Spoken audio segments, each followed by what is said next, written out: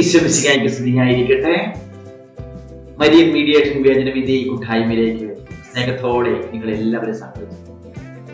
ഈ ആഴ്ച നാം ധ്യാനിക്കുന്നത് പരിശുദ്ധാത്മാവിൽ നയിക്കപ്പെടുന്ന പന്തക്കുസ്ത തിരുനാളിന് വേണ്ടി നാം പ്രാർത്ഥിച്ച് ഇറങ്ങിക്കാത്തിരിക്കുകയാണ്. വിശുദ്ധ യോഹന്നാന്റെ സുവിശേഷത്തില് 14-ാം അധ്യായം 15 മുതൽ 20 ഈശോ പ്രകാരം നിങ്ങൾ എന്നെ സ്നേഹിക്കുന്നുവെങ്കിൽ എന്റെ കൽപ്പന പാലിക്കും. ഞാൻ പിതാവിനെ അപേക്ഷിക്കുകയും നിങ്ങൾക്ക് നിങ്ങളുടെ കൂടെയായിരിക്കുവാൻ മറ്റൊരു സഹായകനെ പരിശുദ്ധാത്മാവെ നൽകുകയും ചെയ്യും. ഈ സത്യാത്മാവെ സ്വീകരിക്കുവാൻ ലോകത്തിന് സാധിക്കുകയില്ല. പഠിപ്പിക്കുകയാണ്, ഈ സത്യാത്മാവെ സ്വീകരിക്കുവാൻ ലോകത്തിന് സാധിക്കുകയില്ല. ഉള്ളവരെ മമോദീസായിലൂടെ സൈലേവനത്തിലൂടെ ഈ പരിശുദ്ധാത്മാവിനെ സ്വീകരിച്ചവരാണ്. ഈ ആത്മാവിൽ നയിക്കപ്പെടുന്ന ഒരു ജീവിതമാണ് യഥാർത്ഥ ക്രൈസ്തവ ജീവിതം. അത് ആനന്ദദായകമായ ജീവിതമാണ്. ഇത് പരിശുദ്ധാത്മാവിൽ ഉള്ള ജീവിതമാണ്.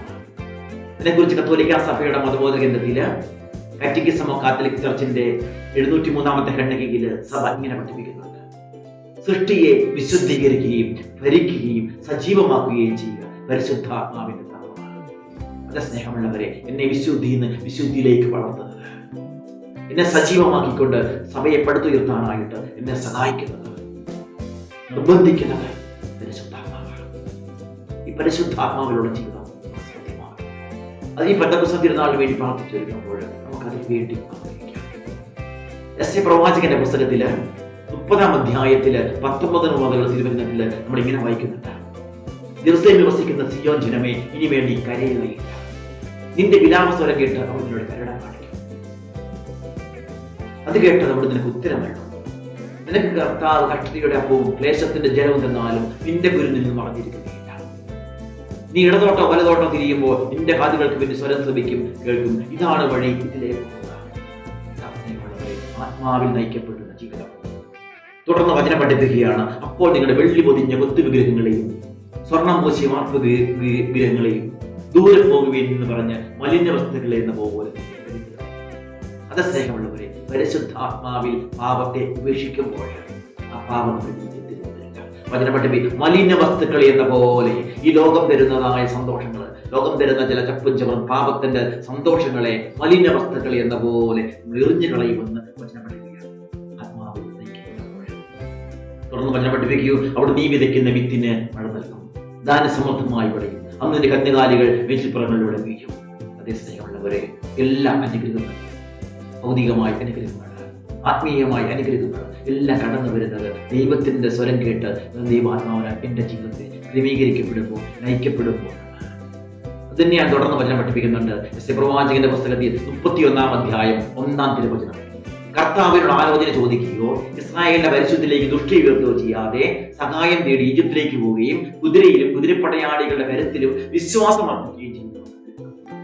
അത് സ്നേഹമുള്ളവരെ, എന്റെ ബുദ്ധിയിൽ ആശ്രയിച്ച് കഴിഞ്ഞ കാലത്തെ എക്സ്പീരിയൻസ് വെച്ചുകൊണ്ട് ഞാൻ എൻ്റെ കുടുംബജീവിതം, എൻ്റെ വ്യക്തിപരമായ ജീവിതം, കൂട്ടായ്മ ഒക്കെ ഞാൻ ക്രമീകരിക്കാൻ ശ്രമിച്ചു കഴിഞ്ഞാൽ ദുരിതമെന്നാണ് ഈ കാലഘട്ടത്തിൽ ദൈവം എന്താഗ്രഹിക്കുന്നു, എന്നിൽ എന്ത് പ്രതീക്ഷിക്കുന്നു, എൻ്റെ കുടുംബത്തിൽ ഞാൻ എന്താണ് ദൈവം ക്രമീകരിക്കുന്നത്, എൻ്റെ കുഞ്ഞുങ്ങൾക്ക് ദൈവവിളിയുണ്ടോ, ഇതൊക്കെ ഞാൻ പ്രാർത്ഥിച്ച് ദൈവാത്മാവിനെ നയിക്കണം. എൻ്റെ കൂട്ടായ്മയെ കുറിച്ചുള്ള ദൈവത്തിന്റെ പദ്ധതി എന്താണ്?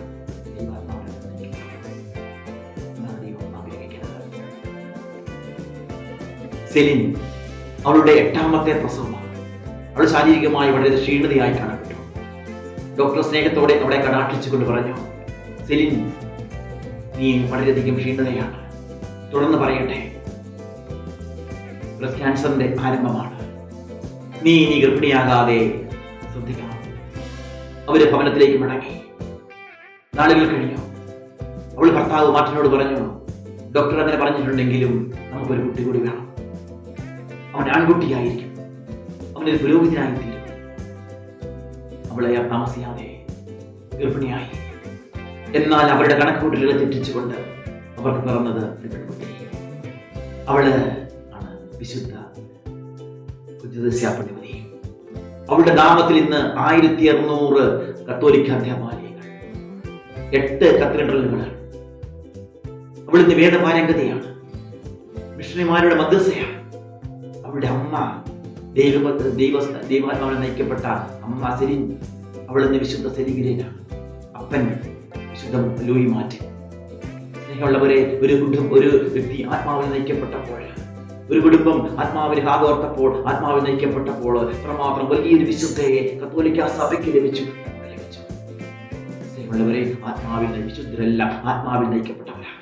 വിശുദ്ധ അൽഫോൻസാമ, വിശുദ്ധ ചാവറയച്ചൻ, വാഴ്ത്തപ്പെട്ട കുഞ്ഞച്ചൻ, ഇവരെല്ലാം ആത്മാവിന് കാതോർത്തവരാണ്, ആത്മാവിൽ നയിക്കപ്പെടുവാൻ ആഗ്രഹിച്ചവരാണ്, ആത്മാവിൽ നയിക്കപ്പെട്ടവരാണ്. നമുക്ക് ഈ പന്തക്കുസ്ത തിരുനാളിന് വേണ്ടി ഒരുങ്ങുമ്പോൾ നമ്മുടെ വ്യക്തിപരമായ ജീവിതവും, നമ്മുടെ കുടുംബം, നമ്മുടെ കൂട്ടായ്മ ഒക്കെ ദൈവാത്മാവിനെ നയിക്കപ്പെടുവാൻ, ദൈവഗത പ്രകാരം നയിക്കപ്പെടുവാൻ മാത്രമാണ് സ്നേഹമുള്ളവരെ നമുക്ക് യഥാർത്ഥ ദൈവമക്കളുടെ സ്വാതന്ത്ര്യം അനുഭവിക്കാനായിട്ടും സാധിക്കുക. സുവിശേഷമായിക്കൊണ്ട് സുവിശേഷമേക്കുവാൻ, സഭയെ പടുത്തുയർത്തുവാനായിട്ടും സാധിക്കുക. ആഗ്രഹിക്കാം. പരിശുദ്ധ അമ്മയുടെ സഹായിക്കുക. പരിശുദ്ധാത്മാവിൽ നിറഞ്ഞ്, ദൈവഗതത്തിന് മുമ്പിൽ ആമേൻ പറഞ്ഞ്, ദൈവാത്മാവിനെ നിറഞ്ഞ്, ദൈവാത്മാവിനെ നയിക്കപ്പെട്ട പരിശുദ്ധ അമ്മയുടെ മധ്യസ്ഥതയിൽ ഈശോ നിങ്ങളെ എല്ലാവരെയും ഓരോരുത്തരെയും സമൃദ്ധമായിട്ട് അനുഗ്രഹിക്കട്ടെ. പരിശുദ്ധാത്മാവിൽ നയിക്കപ്പെടുവാൻ ഇടയാകട്ടെ. ഈശോ മിശിഹായ്ക്ക് സ്തുതി.